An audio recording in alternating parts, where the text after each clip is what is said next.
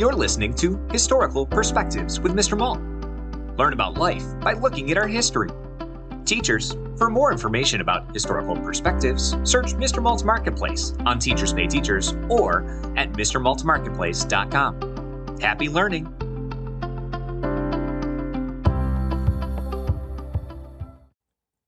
Lila's Arctic Adventure.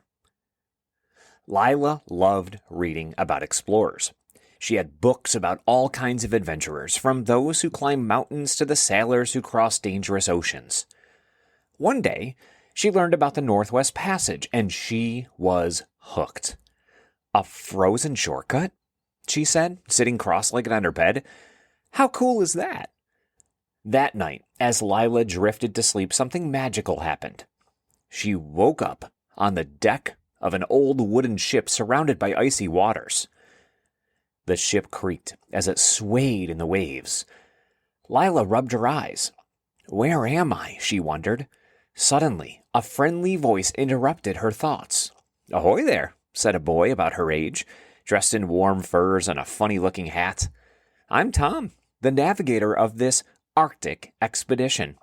Who might you be?"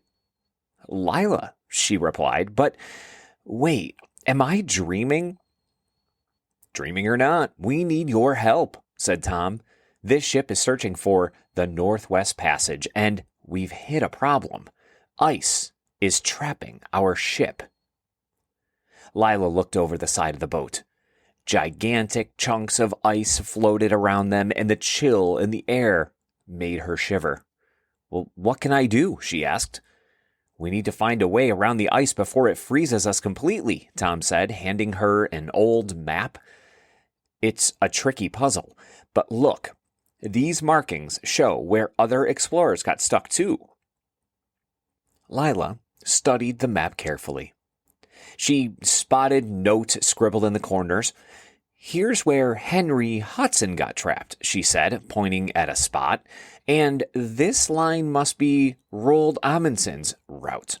He made it through. Maybe we can follow his path." Tom grinned. "Good thinking, but it won't be easy." Suddenly, the ship jolted. "What was that?" Lila asked, gripping the mast for balance. "It's the ice shifting," Tom said. "We need to move fast." Lila grabbed a spyglass from the deck and scanned the horizon. She spotted a narrow gap in the ice ahead. "Over there," she cried. "If we steer the ship that way, we might be able to squeeze through." Tom ran to the captain and relayed the plan. Together, they navigated the ship towards the opening. Huge walls of ice loomed on either side, and the cold wind stung their faces. Lila held her breath as the ship edged forward, creaking and groaning with each movement. Just when it seemed like they'd made it, a loud crack echoed through the air. A massive chunk of ice broke off and fell into the water ahead of them. The ship couldn't go any farther. "Now what?" Lila asked, disappointment creeping into her voice.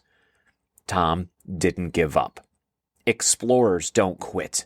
We can use our small boat to paddle around the ice and look for more open water." Lila nodded. They climbed into the smaller vessel, and with each oar stroke they pushed forward. The icy waters sparkled like diamonds under the pale Arctic sun. After what felt like hours, they finally reached clear water. Lila cheered. "We did it!" Tom smiled. "We did. You're a natural explorer, Lila. Maybe you'll find your own Northwest Passage one day." The world around her suddenly turned fuzzy. And the next thing she knew, Lila was back in her bed. Her heart was still racing from the adventure. She jumped up and grabbed her notebook. "I can't wait to tell everyone about this," Lila said. "Maybe I'll even be an Arctic explorer when I grow up." And from that day on, she never stopped dreaming about icy adventures and solving mysteries just like the explorers she admired.